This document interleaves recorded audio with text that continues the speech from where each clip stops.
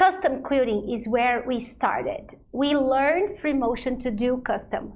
We start quilting to build a career, to be professional quilters, which we had been for lots of years. I don't know the number, for 5 years. And then because teaching was taking so much of our time, we had to stop. And we are always trying to say, well, let's quilt one professional quilt just for this month. Just get this. Because when you get to quilt somebody else's work, you have to consider somebody else's. And that is very, very, very, very amazing for teaching. So it's much more fun to finish your own quilts, but for teaching, when you get to do for something else outside your comfort zone, outside what you like and what you don't like, then you get to say, oh, our students get this, our students get that. So because our custom quilting was always aimed to be professional, now that we see custom quilting and we understand that people have this notion that custom quilting is a process that you get through quilting paralysis, and then after you cross that desert of quilting paralysis, then you get to the beach. No, then you get to another desert, which is selecting designs by trial and error. And if you don't like, you go in and unpick. And then, yeah, and then you do that, and then you get to another desert, which is unpicking what you don't like. And then you got to the water. But then you got to the water, and it's not very crystalline, very, very drinkable water. It's like a very salty water, kind of dirty. So you will drink it to maintain your life in the desert, but it's not how you want to live your life. So this is the custom formula that we mentioned so many times, which is when you understand that quilting has this normal process of quilting paralysis, designs by try and error, and then unpicking, and then to escape all that, you just simply find a way to do ditch work, echo on the blocks, or seams, or areas of the quilt, filler work, and feathers. And then you have to learn more fillers so you can have more diverse custom quilting, and then you have to learn more feather designs so you can have more diverse custom quilting. But at the core is the same. At the core is just this formula, readapt to that very specific block or quilt. And that is not custom work for us, because this does not bring all the information from the patchwork that is invisible. So, of course, in this formula, in this custom quilting universe, you look at this formula and you say, wow, how can I get a continuous custom quilting and have no quilting paralysis? So people do not usually want to eliminate the try and error for hours to select designs, because they don't even know that's possible. But they really see that staring at a quilt for days, sometimes months, having all the opportunities to quilt it like a machine, and you know how to do custom work or quilting. It's just the ideas to quilt that specific quilt that don't come up to you. This is quilting paralysis. So people always ask, how can I do a continuous quilt work and escape quilting paralysis? And of course, when we're talking about custom work that is continuous and has no paralysis, we are talking about things that are on the outside of the filler, echo, ditch, feather formula. So as you can see here, there's no fillers, there's no echoing, there's no feathers, and even so, this is one of the most amazing custom work that we did for this client. We've quilted more than 115 quilts just for this client. This is, yeah, this 150. 150. We quilted more than this for this specific client. I counted. This is Tucci's friend. I know, it's you. So, this custom, it's outside that formula and it is continuous, and we did not get paralysis to this. And even if we are quilting fillers, and even if we are quilting echoes, and even if we are quilting feathers, this is not a feather wreath.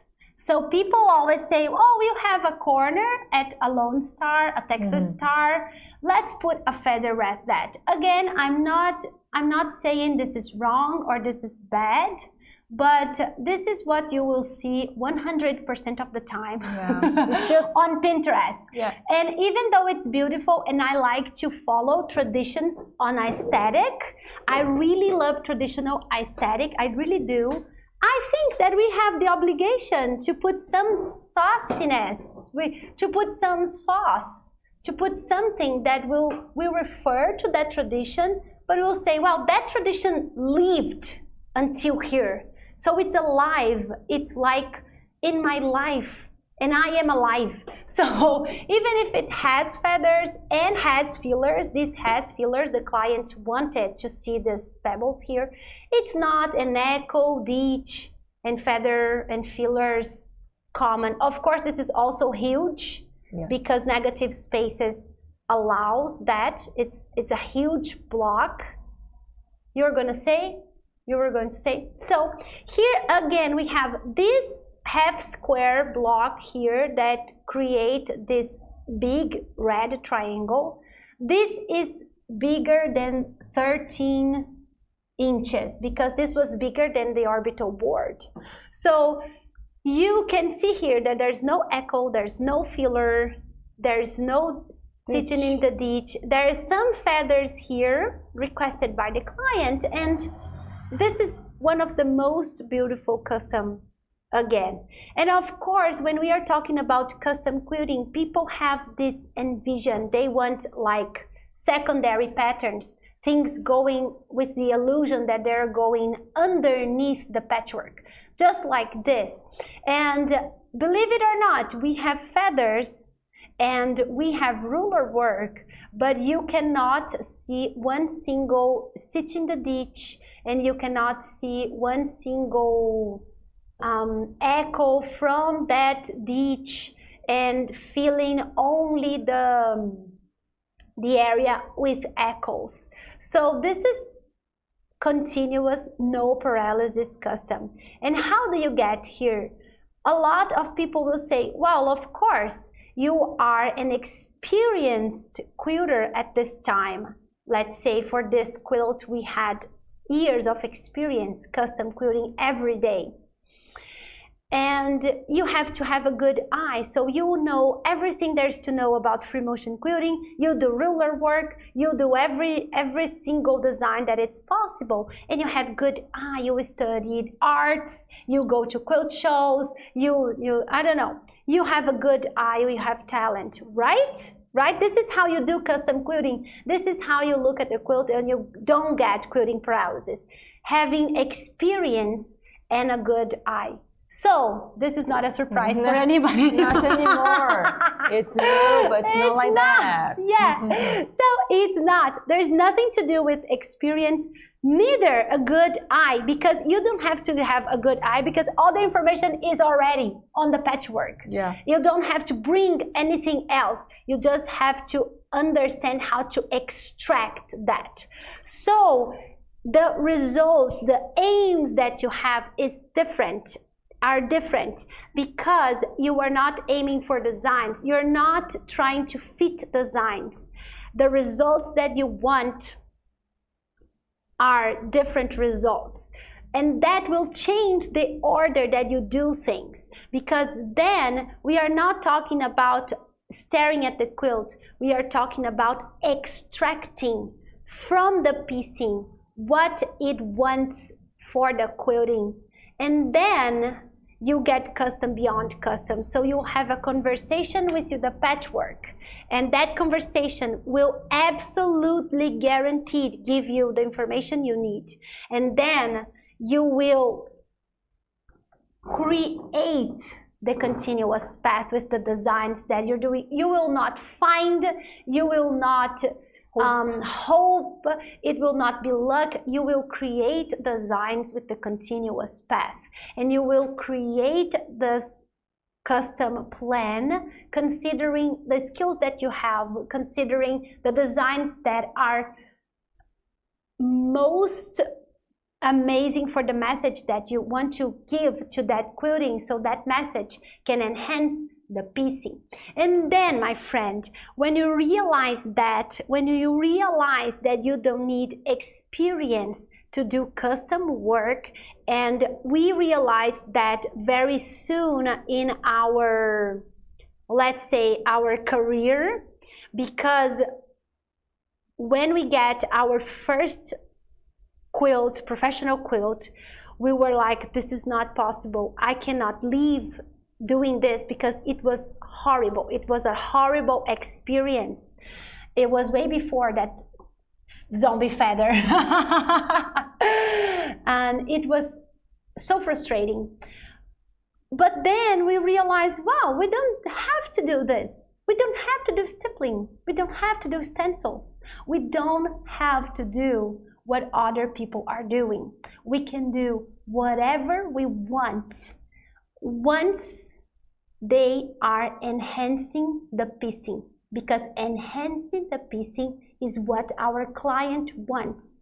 And they don't care if we are quilting in a continuous way, in a not continuous way. They don't care if we are quilting stippling, feathers, or etc. What they want is the piecing to be valued by the quilting. And then we get at a point that we could offer that to our clients, because we understood that, well, what can you do?